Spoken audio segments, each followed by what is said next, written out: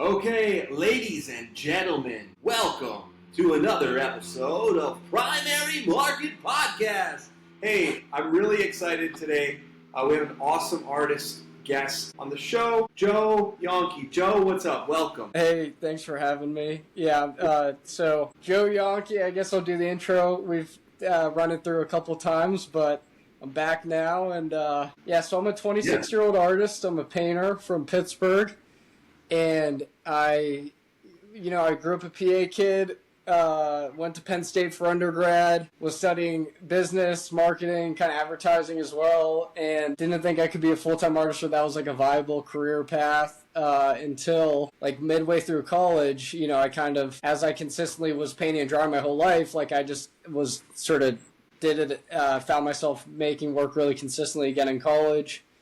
After a pretty significant moment in life happened, I just needed the catharticness of it. And because of that, it sort of hit me and I was like, I need to do whatever I can to make this a full-time career. So I spent all my time outside of classes. I was a really good student still. I wanted to get a good job at college, but I spent all my time outside of classes, like building up a collector base, like developing the work. And then as I started to learn about the art world as well, like just through like the research, I guess, of it, like again, like just looking stuff up out of interest and then like coming across like this like hugely robust, complex thing we call the art world. I was like, okay, this is actually like, if I can there's maybe a chance I can will this into existence. So by the very end of my senior year, I was doing sort of the figuring and I was applying to jobs, but I was kind of talking to my family and like, for instance, my dad was asking me like, how are sales and expenses, for instance, like talking about the things that actually like keep a career going, like, or like keep the lights on essentially. And I, told him how stuff was going business wise. And he's like, yeah, you can do this full time. Like if you're doing what you're doing as a student and staying as busy as you were, like you can definitely, with all your time being put into it, can make it work. And then I just sort of ran with that. Like fortunately he was the one to tell me like don't even get a job because things are actually going well. Like gave me that perspective because I didn't even know like what would be adequate like to to keep this thing going. But then Vote of confidence. Yeah, exactly. And so then like I moved to Miami because I wanted to live in some nice weather. I kind of got sick of the PA weather, and I heard it was a decent art city. You have art balls in Miami and stuff. But then like, after 3 years of that, I realized, like, okay, I got to be in New York full time. So I'm in between places. I'm in PA right now, and I'm about to move to New York. I'm literally just waiting to get approved for an apartment, and so that's where I am. Right, like this is the point I'm at. That is so awesome. Which part of New York are you moving? I'm gonna move to Lower East Side, I think, and then I'm splitting a studio space. This is crazy. I'm splitting a studio space with Eric Foss in Tribeca, because he works at a Tribeca, and he has an extra 1,000 square foot room within the studio that I'm going to work in, and we're just going to split that rent because he was there by himself, like covering this whole rent. He's like, hey, it'd be great to have you move in if you want to move to New York. So I started like tossing around the idea. I was like, okay, I definitely have to do this and take advantage of that opportunity. So that's my live work situation when I do get there. That's unbelievable. He's a legend in the New York art world. How did you kind of have the opportunity to even come across him? It's kind of how you meet everyone, right, in the art world. Like you just meet through mutual friends, and then like that's how we did, and we hit it off, and then now like we become very close. Like I've known Eric for probably 4 years now, and I talk to him almost as much as like anyone else in my life. It's pretty funny because he's older than me, of course. He's my dad's age, but like he's been a great, mentor and, just friend as well. But it's been really cool to have, people like him and Sam Jablon, for instance, another New York artist who's great, who've just, he's Instagram famous for sure.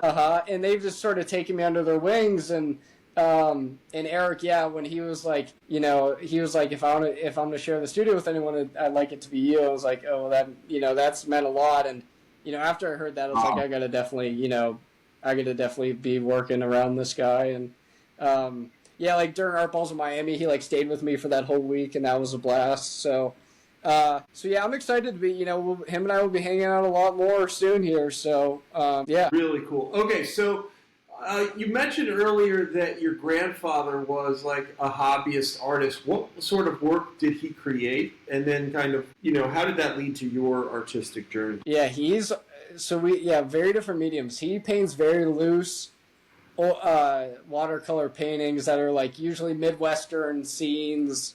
And that's the kind of stuff he was making and drawing, like painting and drawing, that I would sort of grow up seeing. And, I was like, I always appreciated it, but even before I knew what abstract expressionism was, like, that's what I was always drawn to kind of doing. Like, that was my proclivity. Like, usually really heavy layers of paint. Like, they would kind of, because art supplies are expensive, so they would, like, buy me, some things, which was great. But I would just burn through it and try to use as much as I could on, like, each painting. Like, and it's those, like, tendencies have really come through in my practice now. But, like, I was, doing these really abex kind of paintings. And growing up and making art, like, I covered every genre, which kind of helped, like, inform what I was doing now. But it's funny, like, the stuff that where my heart was is fortunately it's pretty aligned with what I'm doing now at this point. But, like, all my childhood memories are basically just making art. Like, either be drawing after school, I'd be painting with my grandfather on the weekends, or, like, during the summer with him and I would paint in his garage for the whole time. And because the weather was nice and we weren't, like, out in the garage freezing then. It's, it's really all because of him is why he's at the root of why I'm a full-time artist. Wow, that is unbelievable. So as you started to, sell work and realized that you wanted to do it for a living or at least to supplement your income while you were in college, like, what was your path? Or, like, you mentioned Bryce Martin to me earlier, like, were you looking at other artists that you wanted that were, like, your true north? And what was your rough, like, blueprint of how to join the art world, how to monetize yourself, and then, how you saw yourself in the context of art history? Yeah, I'm glad you brought him up again because, when I was learning about the fine art world, again, midway through college, like Bryce Martin, there's so much information on him online. And so I just studied his career, for instance. His work really resonated with me, and, like, that was sort of the impetus. But then once it came down to, like, okay, how did he end up being where he's at? Like, you got to sort of study the path. And, like, I just repeated that process with all the other artists I found interesting, like Mark Grotjan and, like, Grotjan, or however you say his last name, and, like, Sam Gilliam, for instance. Like, these are some of my favorite artists. And, like, again, all very accessible online. And so, like, what I tell people now is, like, the more you become aware of, like, if this is specifically for the art, I mean, this can apply to any industry, but, like, the more aware you are of, like, paths and different routes to take and things you can do, the more you can find, find yourself along it. Because the thing is, like, when I've asked artists for advice in the past, they're like, there's no clear cut, like, straight way to do anything. But, like, you can find the hints of it, like, along what they did and, like, sort of apply, like, all these different, like, it's so complex, but you apply to these different, moments or ideas or whatever to yourself, and, like, you kind of figure it out along that way, I think. And, like, it will help it's helped me inform my decisions, but still being very much different, like, at the same time. But, yeah, like, that, so again, like, I still find, whether it's inspiration or like utility and, like, knowing what to do with myself next, because, like, you're constantly fraught with uncertainty in this industry. Like, what I always return to and what helps me is, like, going back to, say, like, interviews of Bryce Martin or interviews of, say, Rasheed Johnson, who's, like, I'm such an art nerd. Like, they literally have, Rasheed Johnson beanie on right now, and, like, the shirt I was wearing earlier today was this color green that, Terre Vert, which is one of Bryce Martin's favorite colors, and, like, it's you know what I mean? Like, I'm constantly absorbed and immersed in art all the time. And I think that's really, if I had to, like, say the reason why any of this is working is because I'm constantly engaged in it. And fortunately, like, because of Bryce Martin, it keeps my interest sustained because they're just fascinating people. Yeah. Yeah, absolutely. And so, what brought you to those? It's interesting that, like, those are the artists that you gravitated towards because, like, they're not Warhol and Picasso. They are certainly known and successful, but, they're not, like, the most known. And so, yeah. No offense from Pittsburgh, but, like, what led to that? It's not an art scene. Yeah, no, I know. And that's the thing, like, initially, like, of course, when I was growing up and, like, you hear of artists, it's like you hear of Picasso, you hear of Warhol. Like, you know, they were great artists, of course, but, like, people who have been long gone, like, you know, definitely not, like, we're living in the time when I started to get interested in, or, like, actually started to learn about the fine art world proper. But yeah, I mean, those, I think it was really as I started to develop my voice, and I was like, okay, these like tendencies I had as an artist, like which ones did those resonate with, as far as, you know. And then again, it was like Mark and Bryce, and it was, you know, the way they use material and their painting styles, it all, you know, I just, it kind of was, it just clicked. And again, it's funny when I look back on it, like I see paintings from childhood, it's like, it's all like this sort of, it all makes sense now. Like when I eventually put, like, say, like all the time I spent painting and drawing as a child, like now I've been completely disconnected from that. You know, with how much time I spend working over the last 5 years, you know, I kind of did the math. I've done like well over 10,000 hours worth of painting, which, you know, comes out to like, you know, I've probably done like around 6 hours a day for the last 5 years, you know. Wow. And like you figure out a lot as far as like, you know, you discover your impulses and the tendencies and like the and whatever other elements sort of form your voice as an artist. Like that's been pretty quickly accumulated. I would say for me in particular, like just because of how intensively I've worked, because like you also have, you know, that time spent painting, but also like the business aspect of it too, like you have to follow if you're like, you know, because I was selling my own work, like that's, you know, extremely demanding as well. So it's, yeah, but yeah, I mean, it was just really, it's like the forms they had, their compositions, the use of material, like it's all what resonated with me, and it really connects back to what I've always been interested in. It's just, again, it's, yeah, go ahead. Okay, so what was your path to monetization? Like, how did you get first customers? And then, like, did you know, a lot of artists are just like, all right, I just want to sell my work, like, whatever. And then some artists are like, I want to participate in the art world and, like, in the context of art history with gallerists and things like that. Mm-hmm. So, like, you know, how did you kind of rectify those sort of decisions, and then how did you monetize then, and how, you know, what's your you know, how do you monetize now? Yeah, it's a good question, because you never want to, like, or at least what I've found, I really try not to commercialize myself while also still enabling myself to live and work as an artist. And like that's a really fine line, honestly, because initially I was running ads like to sell work, and like just sort of developing relationships with people I knew who like either know people who would collect or like people who would collect. And yeah, that's a hustle. Yeah, so it's a crazy hustle. I mean, yeah, from what I know, like you create and sell turf, right? Like you understand, like you're in the sales industry. Like, yeah, it is an extreme hustle, and like so like this stuff, I'm sure, you know, you'll be like, oh yeah, of course. But yeah, I was running ads, and like, you know, since I was studying essentially marketing advertising, at Penn State, I kind of had a blueprint from like how to, you know, you have to run it like a business. As much as I hate to say it, like that's the only way you can, if you want to even possibly enable yourself to be able to do it as a full-time pursuit. Like it's sort of, it's a necessary evil, and the whole thing is, it doesn't necessarily have to be evil. Like I like to say, my business is just a performance art.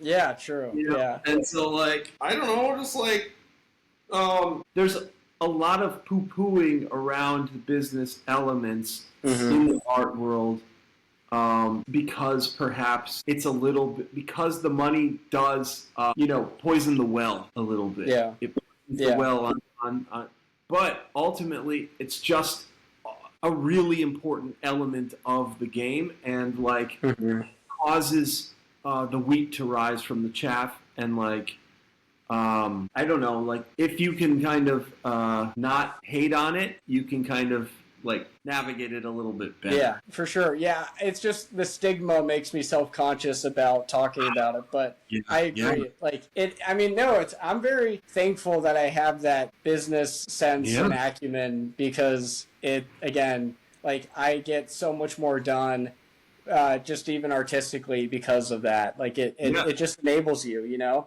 Like Your that's protection. yeah. So, I mean, you know, like if I say I had another job, like all those hours I would be going towards that, like, yeah, that would be, again, taking away from my artistic pursuits. So, yeah, no,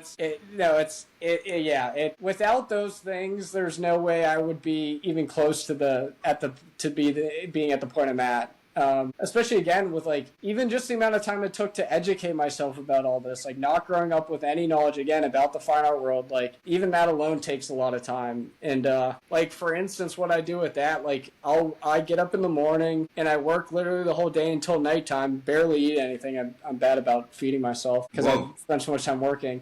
Then at night for entertainment, I'll literally watch these, you know, videos about, or like listen to podcasts about the fine art world. But like, it's like usually watch, like even for instance, like let alone the artist interviews. This is how into New York I am. I watch James Calm, who films the shows in New York. He films the openings, you know, of like all the big shows. And like, I watch like, you know, like the YouTube videos that he posts because, you know, it's all the best of the best artists at the best galleries. And like, that's fascinating in itself to me. And like you learn a lot because that guy knows the stuff, and like he just goes on and on talking about, you know, the different artists that's showing and like the history behind them. Like he's, you know, super knowledgeable guy, and like, you know, but that's like again because I'm so obsessed with it, like that like allows me to again like cover so much ground that I think would just be, if I was probably wired differently and had less of an interest, I'd be, you know, the timeline would be a lot slower with even like. Whether it's like what I know or like developing artistically too. Dude, you are the real deal, and you just reminded me that fucking Andy Warhol's from Pittsburgh, isn't he? Yeah, he is. Yeah. Yeah, man. Incredible. He's like one of the only. Yeah, I mean, he's one of the only big artist names out of Pittsburgh. I mean, it doesn't get any bigger than him. No, it doesn't. Yeah, but it really goes to show that it is a breeding ground for something. Yeah, yeah. Pittsburgh is a special city. It's a very blue collar, like hardworking city, and those I don't know the people. They're tough people. Like I think it's the genetics of being in the steel industry or whatever, like having heritage from that or just the lineage and that. Yeah, there's something there for sure. I completely agree. Yeah. Wow. Yeah, like at PA in general, like you have all these. You know, I grew up wrestling and like you know all these wrestlers from PA. Like, you know, that teaches so much tenacity and discipline in itself. And, like, there's a reason why it's just the culture of Pennsylvania, you know? It's tough people. Dude, you know, it's interesting that you say about wrestling because I love to watch MMA. I'm fucking red-blooded American. And, every single time, the wrestlers are the one who dictate and dominate, like, where the fighting goes down in the ring. You know, it's the wrestlers that fucking continue. Like, for me, if I like karate and Brazilian jiu-jitsu and this, that, and the fourth, it's like, every time the wrestlers are the ones that fucking end up, like, dominating. Or am I tripping? It tends to transfer really well. Like, were you watching the fight night last night? I was watching UFC last night, speaking of it, because,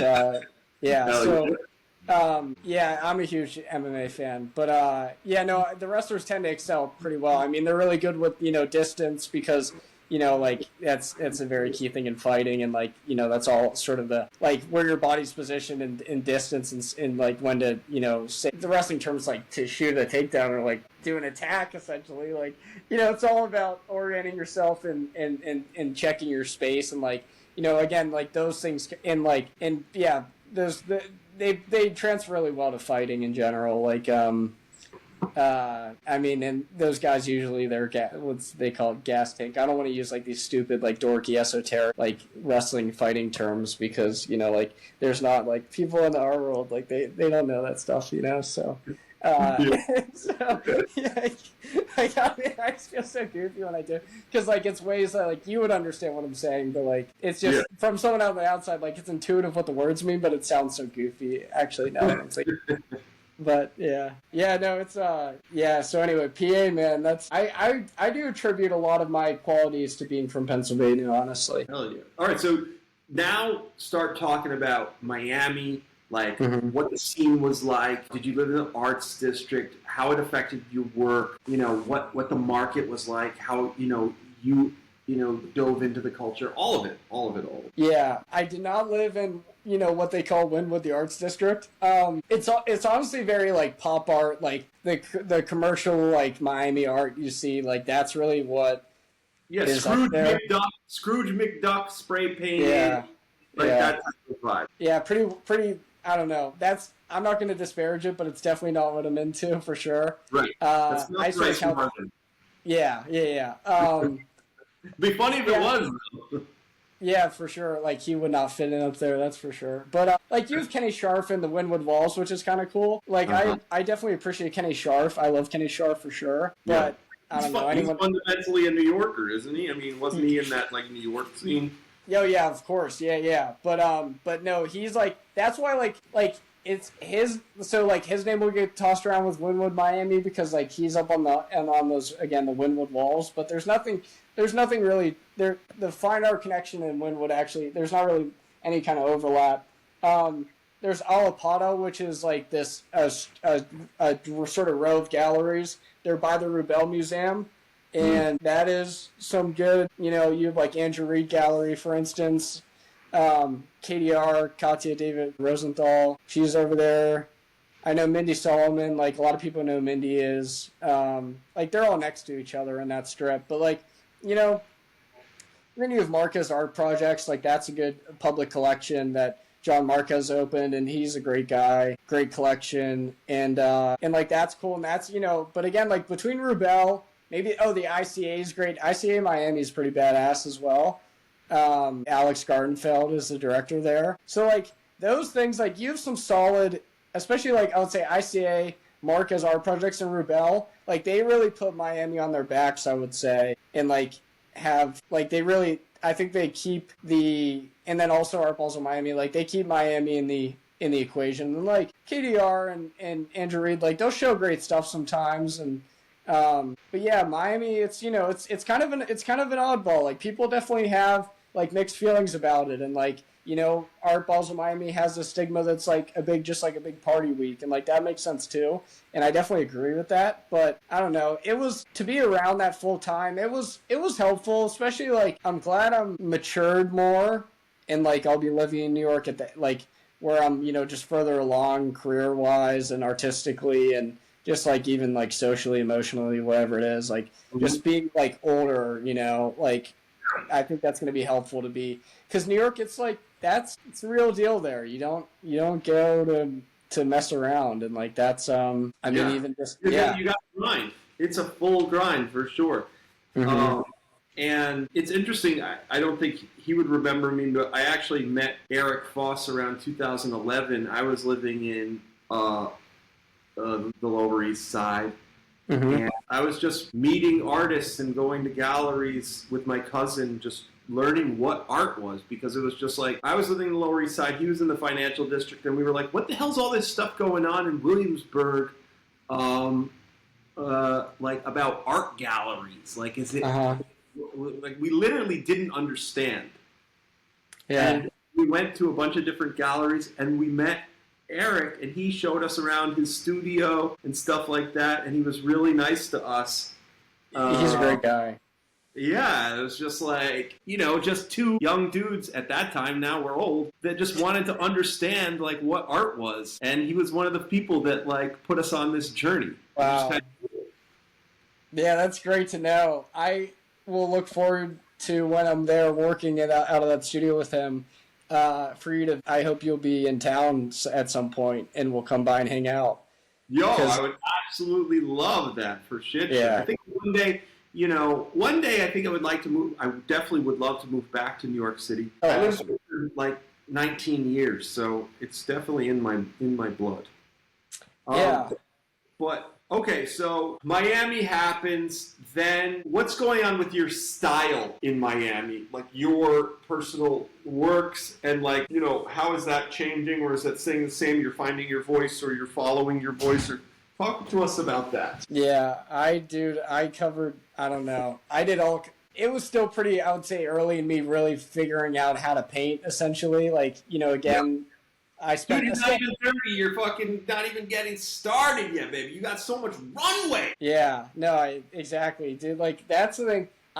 people don't realize like how long of a road it is to even figure out what the like hell you're doing at any point. Like I was making all kinds of, I was making complete crap initially, and like I just was just figuring out like finding your voice, whatever it is. Like it's still like when I look back on them, like the amount of hours I spent like really just trying to figure out what even works is I didn't even know how to put it, but like I was just trying stuff, and like some of it was kind of figurative, and like I kept like sort of like I still had this like obsession with the material and like sort of color field and just in sort of building a surface up. That eventually just I found myself again completely in AbX, but I was just, I was trying stuff. A lot of it wasn't working, and I was meeting a lot of people, which was good, but I just didn't feel like I was hitting a stride for a while, because again, I think it takes so much time to really, again, figure out how to, again, if you will, just how to paint, that, I would say only until like maybe the very tail end of the time I was there, I felt like I was starting to hit a stride with my work. And now, like, what I've found is, again, like, things like building up a surface and, like, creating really dense paintings and, like, using a lot of material and, like, those are all qualities that eventually fed into, like, this vocabulary of what my work has become. But yeah, it was really all over the place initially in Miami, and then, I think as I just, again, after all those hours started to pile up spending painting, like, that's where I found myself, and now it's, I definitely consider myself, like, an abstract expressionist. I do have started to work with collage a bit, which I've just found interesting, and I kind of stumbled upon through, again, just making a lot of work, and, like, eventually, like, with all that time in the studio, you kind of just, like, you just kind of, throw stuff at the wall essentially, and like, and just, exploring with the material and trying other like materials while still like following the systems that you have with building whatever your work is. Like say when I'm building up a painting, I'm repainting, I'm layering it over and over again. And like you kind of like I put a structure on top of what I build essentially. 'Cause like that, like all that texture and all that accumulation of material, it like kind of has like guided what like what lives on top of it. Like in this painting behind me, it's just easy to do a visual like to do a visual example. Like this is from an old painting. This is from when I covered it up and edited it, and then I added structure on top of it. So like that kind of gives you an idea of what I'm talking about. And what made that like sort of that concept click with me was thinking about, being in the Northeast again, like growing up as a kid from like essentially Appalachia. Like I'm from Pittsburgh, but a lot of my life was spent in the rural part of Pennsylvania. And, that's like surrounded by Appalachia, and like just seeing nature and sort of the process of it, like with the seasons and how like stuff sort of accumulates, whether it's like, foliage or even dirt, like things like that. Like I kind of thought about those ideas while I've been painting, because like going back to when I was starting out in Miami, in these paintings that just weren't working, like I still had a lot of them still in my possession, and I repainted them, and like that fed into this idea of like building something up and really creating these like labor intensive, like heavy, if you will, like heavy paintings that they tell a story. Yeah, it's a visual. What I say, it's like a very visual representation of time passing, because I'm constantly in the studio just making marks, piling up paint, and building up the composition out of it. Like Bryce Martin, he was explaining, like for Jackson Pollock, for an example, like the painting sort of, his compositions like come out, they like emanate, they lift out of the painting, like they sort of get discovered as he's making them, and they build up in this process of really, I would say it's very similar to how I found like what works for me as far as like making my work. So yeah, it's so now like, as I was figuring out again how to paint, like the process, the time it takes to finish a painting now just keeps getting longer and longer. And yeah, so it's been a crazy thing, but I feel like I'm finally hitting a stride with the abstract work, and I would say I'm now like probably 2 years into like, like I'm cooking now, like everything I'm, like I know what to do now essentially. Like I have the systems down, and even the times when I'm getting more exploratory, I can still sort of channel it into like how do I make my kind of painting, if that makes sense. But yeah, that's really interesting. And so, do you think that, so when you call yourself an abstract expressionist painter, you're basically inferring that the movements, you're carrying it on. It still exists. Yeah. And so tell us your thoughts around that, because oftentimes you hear, like in the context of museums and art history classes and things like that, it's like, oh, this movement existed from here to here. But you're saying, it's like, nah, I'm a fucking Abex painter. Yeah, I think because I'm still constantly thinking about directionality and movement through like really the structure that sort of like is built up again, and like what will mainly I would say the main directionality is coming from what's sitting on top foremost, but then you have these other former elements from the past layers that are still showing the gesture or the movement, but again, it's like there are moments when I say I dip into, what Elaine de Kooning referred to as abstract impressionism, which was like the paintings of, referring to like Philip Guston or Joan Mitchell, like they, it was sort of like these constant repetitious marks that, eventually, like, again, like you look at their work, you can see this sort of building up as well. And I find this, like, again, these, like, the times when I'm really, I think hitting something good is when it sort of dips into impressionism, but it's still expressionistic. It's still based in the mark. It's still based in the gesture. But you're kind of since I think I'm so into and I studied all these different artists. Like it's sort of like all boiled in.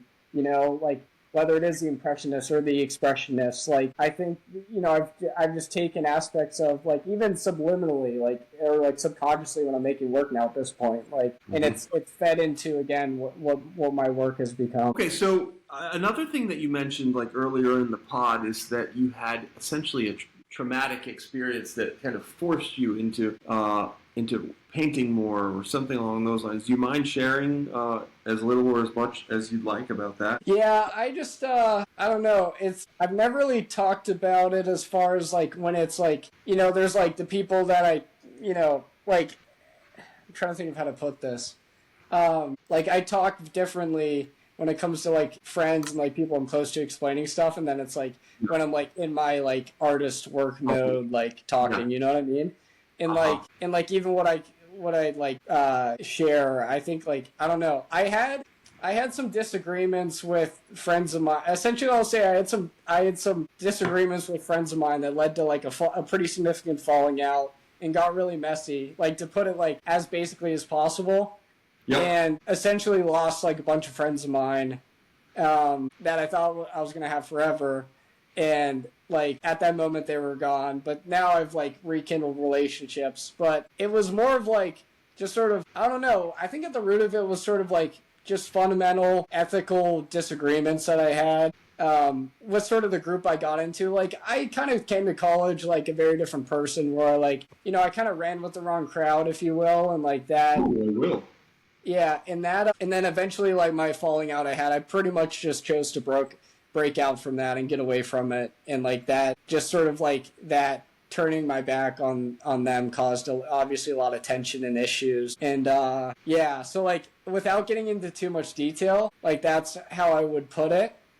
And but like then again, within that group of people, there was a lot of great ones that I like, or like people who like are good people, and like I rekindled relationships with, and some I never lost touch with. But it was sort of like as you're in a group, like the mentality can be kind of warped by the collective as opposed to how people are individually. And I think that sort of mob mentality of things it can be very powerful. And always.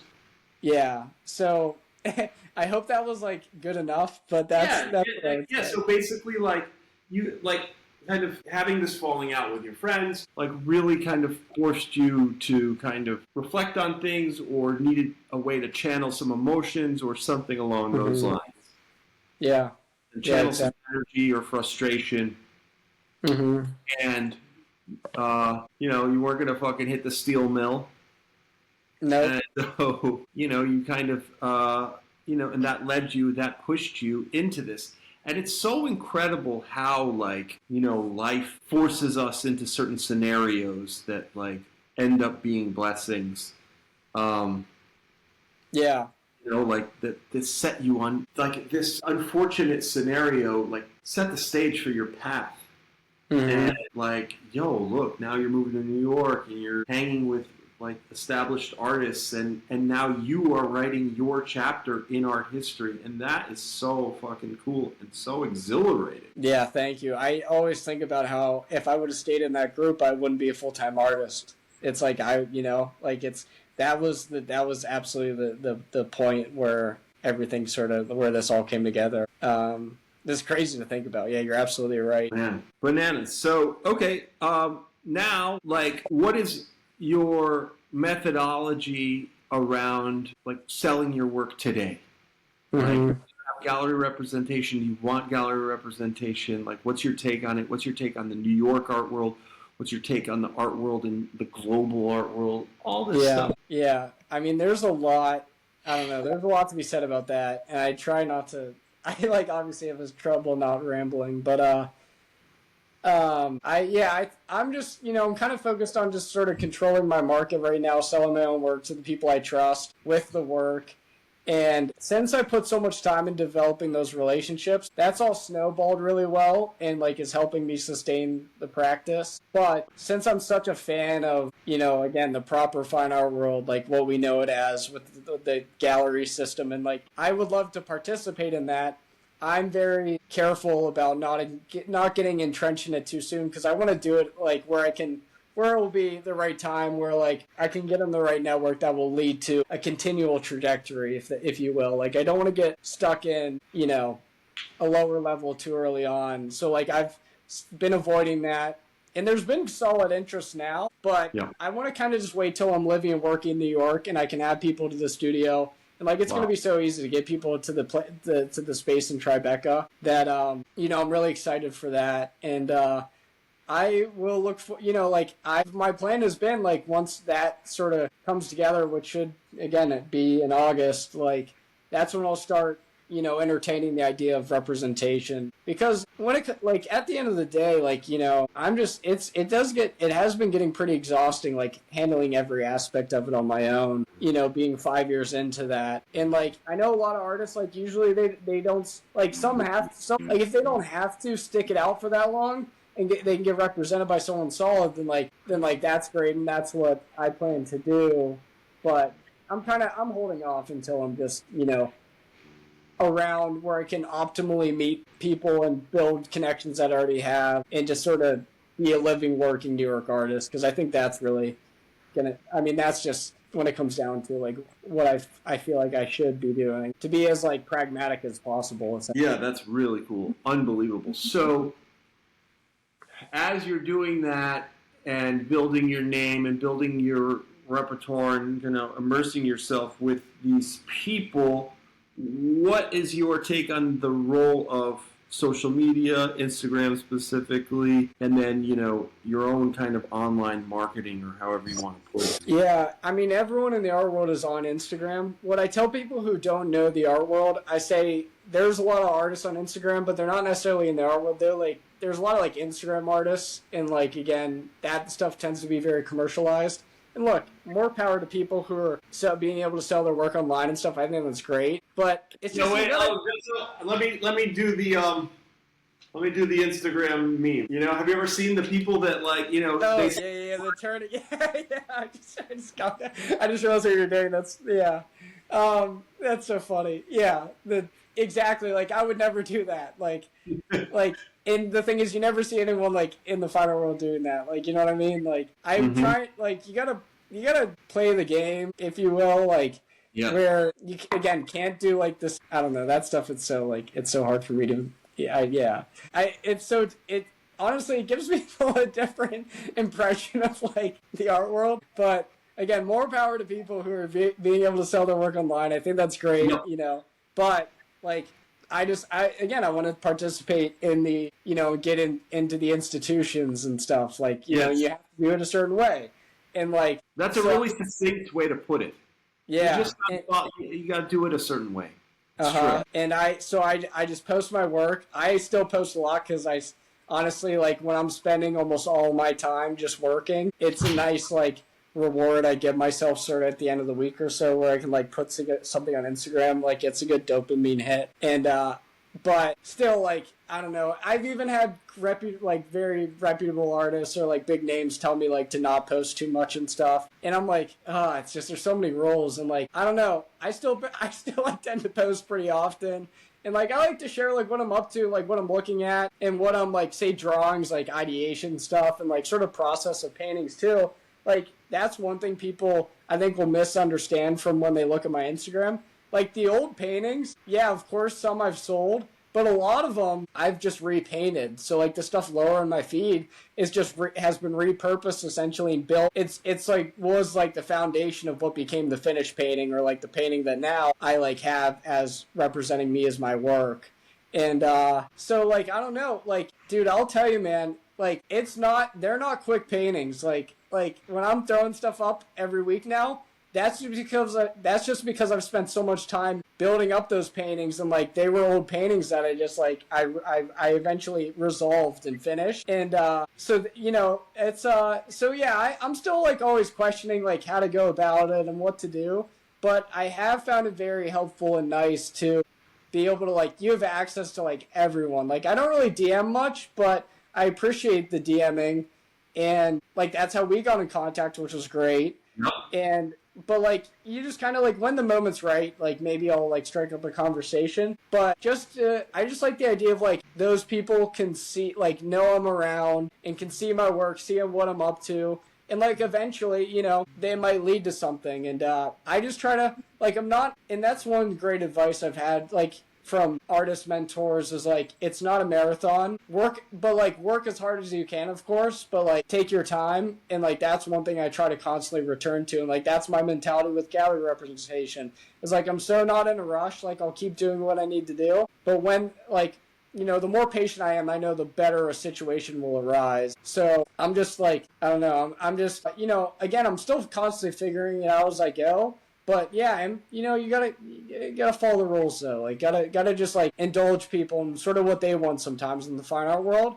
As long as I think I'm not like compromising like who I am as an artist, like I think that's like part of me and who I am. Like it causes me to want to, you know, share that stuff weekly, and like when I think of paintings finished, like I'm gonna throw it up there. You know what I mean? So yeah, but still, like I again, it's like there's all these stigmas that I try not to like internalize too much and get too self-conscious about. But like you're around people constantly in this industry who have, you know, it's like an artist-based industry. It's like people who went to art school and stuff. Like it's people who, you know, have a strong connection with emotion and like and express that, and like it can cause a very particular dynamic, you know, and trying to navigate that, you know, because again, like growing up, like it's so different from my upbringing with just like around like rural America, and like people who like those are the kind of people I connected with, and like, you know, like again the wrestling community, and like it's just the personalities are so different, and it's cool to see both like sides of that world. But the art world is like it's very particular. Again, like those personalities that you come across, there's like, it's funny, like there's a lot of overlap in like ideas and beliefs that like it's just yeah, I don't know. I think I would like to see eventually like more artists that, you know, again like come from, like for instance, like I'm a Christian. I never meet other Christians in the fine art world, you know what I mean? Like Eric Foss is a Christian, and him and I get along really well because of that. Like that's one thing we have great rapport about, and like being, you know, brothers in Christ, like, you know, if you will, like that's awesome, and that's really special that I have with him. But like he's one of the only few I've met that is one, for instance, and like if the art world wants to have, you know, a true diversity and a diversity of thought, like I'd love to see some more Christians like out there, and like, but the thing is, like again, these like cultures just they all go in their own directions. In the art world, it's like those types of people, those cultures have gone in the fine art world direction. So like that's why it's mostly comprised of that, of course, which like makes perfect sense to me. And I love all those people that I, you know, get to know, and they're so fascinating and have so much to them just with their personalities individually. But still, like, it's like there's a lot that I think still could be there. And I think as, like, say fine art becomes more like, when I grew up painting, like everyone thought like, oh, that was for girls and stuff like that. You know what I mean? Like, like that, once that changes, like you'll have more people, I think, say, sure, like me, I guess, like that are similar to me, that will be eventually making art and becoming artists. And I think that'll be cool. And there certainly are those kinds of people, but there definitely are many. I'm sure you understand that and have seen it yourself. But for sure. Yeah. Okay, well, that basically sums it all up. And so in wrapping it up, I just want to know if you want to share anything in your final moments of the podcast, or your thoughts on the art world or whatever. What are your last thoughts? Yeah, I don't know. I really appreciate being a part of it to the capacity that I am. And I think it's taught me a lot about the world and myself that I don't think I would have gotten if I would have taken another path in life. And yeah, I'm just hopefully, I don't know. We'll see where I end up, because it's been a crazy effort so far, and I'm just gonna keep scratching and clawing every day. But I don't know. I got to meet you, which is it's a huge blessing. Like it's what makes this very worthwhile and really convinces me that this is like I'm doing the right thing, like by like you're on the right path. Yeah, exactly. And like that's one thing you I guess artists tend to question, and like that's what I've struggled with at moments. But this interaction was an instance that like it's great, it's worth it, and I'm happy to be doing this and I don't know. I'm glad it's around. I'll put it that way. Hell yeah. Well, good luck on your move and good luck with your career. I'm really excited for all of it and excited for you. And, dude, it was awesome. And thank you so much for coming on the podcast and shooting the breeze. Yeah. No, yeah. Happy to. Thank you so much. Okay. Well, we will be in touch, and that's the pod. Thanks again.